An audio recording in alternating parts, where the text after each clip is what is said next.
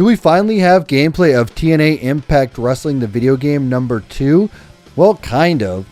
You see, when Midway was going out of business, they were hoping that TNA Wrestling, the video game, was going to be a financial cash cow for them. This was a last-ditch effort by them and the studio and TNA to have a very good game come out and make some money back for them. See, TNA was hoping that their game would be as big as the WWE game. Now, I will say I really do like TNA Wrestling, the Impact video game, but I do think there's a lot to be desired when this game came out. A lot of the movesets were limited, a lot of the characters could have been bigger, some of the matches could have been better, but overall it was a very good looking game. It played fun, and it was just something that was different than the WWE games at the time, so we were very excited to know that possibly a sequel could be coming out for this game. Now, we do know that the game was supposed to be coming out before Midway was going out of business. They wanted to get this game out as fast as possible so that they could actually get it out under that Midway umbrella, because with Midway no longer being a studio, they wouldn't be able to finance this game and the game just wouldn't exist overall. So we know that they actually worked on the game and developed it a little bit, and it makes me wonder, was there actually an early alpha build of this game? Was there any menus? Was there any name for this game? Was it just going to be TNA Impact 2? What was the idea behind everything going on in this game? Well, Ben Mazza actually came out and released a screenshot, a video, and a bunch of other stuff on his website, actually kind of a portfolio website that he has of all the things that he worked on. He actually worked on some of the WWE All-Star games and the original TNA Impact game, and he actually worked on TNA Wrestling Cross the Line. That's what this console game was going to be called, TNA Wrestling Cross the Line. Now, I don't want to confuse it with the PSP and the Nintendo DS version of this game.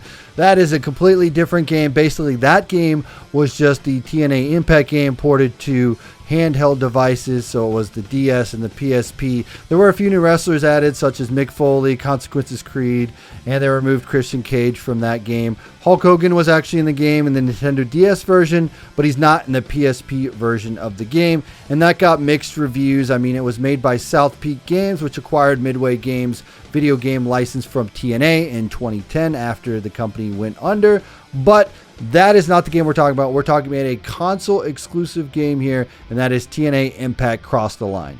Back on Ben Mazza's portfolio, we can actually take a look at the official logo mock-ups for this game, and I actually will say that I do like this Impact logo. This was generally just the Impact logo for TNA Wrestling. I think the branding was spot on here, and I think using this for the video game is a great thing. I actually do like the tagline, Cross the Line. It fits right there. It's something different. It's like, hey, come on over from the WWE and watch this product. These logos are great. We got A, B, C, and D here. I do like the TNA logo, and I actually will say that I prefer number D, letter D, Wapacha, there down there, just because I kind of like how it's all put together. And I also do like letter B. I think that's pretty cool as well. A and C are just very generic, but I think they fit well. I think those could be used at any point in the game, but I think this is a very cool logo. It sets up, what TNA is. It tells you what the game is. It tells you to cross the line, and it's just fitting for the time period that this game would actually be released there. So I think that's pretty cool. So honestly, I think this logo is great. I think he did a great job designing this, and I think that this would fit perfectly with the video game. Speaking of logo D, we have a drop shadow added to that logo with a background there, and there's a little darkness effect there. That could be some sort of loading screen, or it could be like an up next screen. It could even be like a start screen if you wanted when you're getting into the game, but that is my favorite logo. They put that on there. I think that's kind of the one he was leaning towards when he was like, hey, yeah, this is the one that I think I like the best. So, putting that up there and that little effect on it is cool, and I think that would be great for like a start screen or a loading screen for the game. So in a minute, we'll take a look at some menu stuff that he had actually created. This was sort of just a demo of what a menu would look like, not actual gameplay. But before we get to that, I want to take a look at some of the character select screen. First off, we have a 1 and 2 select a team there, and there are the Xbox controllers. I like the vibe of this. This really does fit the aesthetics of TNA, and that's something that I will credit him on doing this. I see in the background that looks like the tunnel entrance, which could be part of the game or just something that they created there. there, but I do really like the 1 and 2 there, the character select screen. Again, it just really does feel the TNA vibe and branding is on point.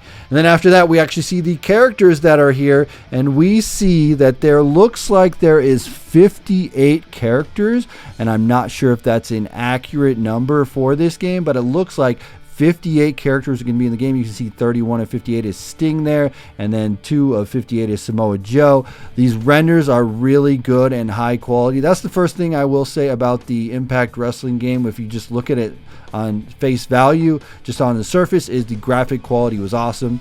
So having these menus and having the renders there of Joe and Sting, which honestly, that's a crazy picture to use for Sting. I don't think I've ever seen a back photo like that with him turned to the side. You know, usually they do the Sting, we're doing the Woo thing or whatever, but I think that's a cool render there for Sting, and I think Samoa Joe looks great on point right there. If there's 58 wrestlers in the game, that is awesome, and I love that. Again, like I said earlier when I was talking about the character select screen at the beginning where you pick the controllers 1 or 2, it just fits TNA. It looks good. It fits the vibe of TNA wrestling. The whole aesthetics of this look really, really good, and I think that is awesome, and I love that so much. I think that's so cool, and I think that's awesome, and they nailed it here. They nailed it. So now is the moment we've all been waiting for. It's that TNA Cross the Line interface demo, the TNA 2 video game interface demo. This is a demo that they created and uploaded the video onto YouTube, kind of showing off what the menu could look like if this is the direction that they went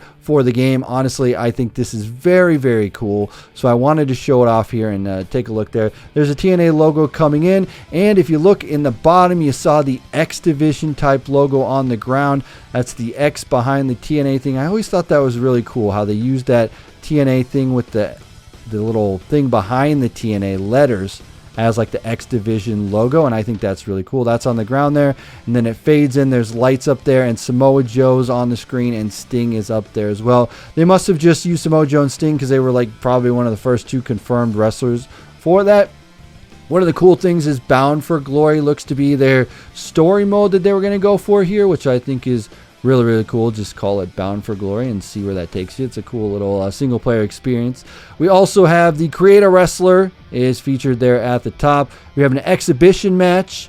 We have a belt match, which is something that wasn't in the first game. You can actually put belts on the line in different belt matches. Again, this is just based off of how they're laying it out and how they would lay the foundation here. Maybe they got some creative direction from some other people, but that's what they have here. Xbox Live, which is to play online. We have options and we have extras. And then they're going to show off the options menu here and take a look at the game audio and just kind of go through that, increase the volume on the crowd and all that.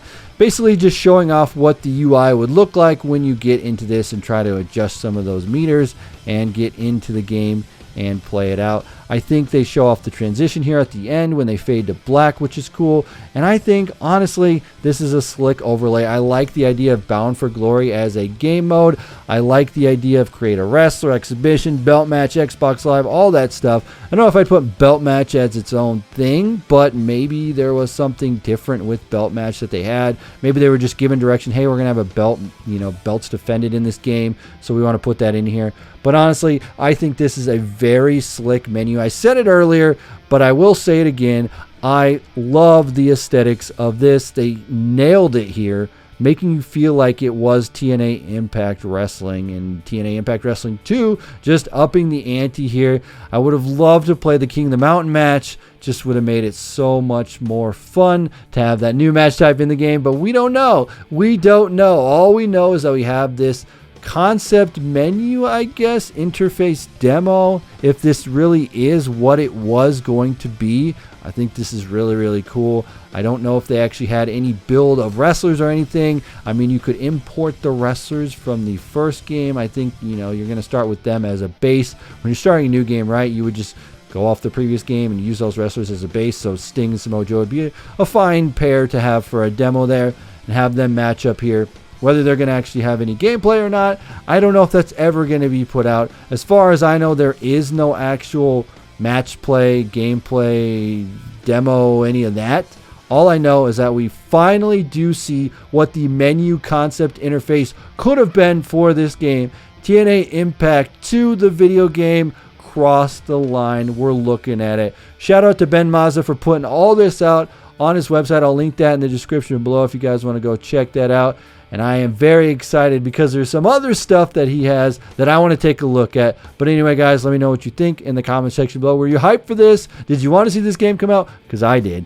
I did, and I still wish that another TNA video game with the same kind of creative direction that one was. I love the art style. I love the design. I said it. The aesthetics were great. Just could have made it way better. But they wanted to put that game out before Midway went bankrupt, and they just couldn't put it out. Anyway, guys, let me know your thoughts in the comment section below. As always, I'm TonyPizzaGuy. We'll see you in another video.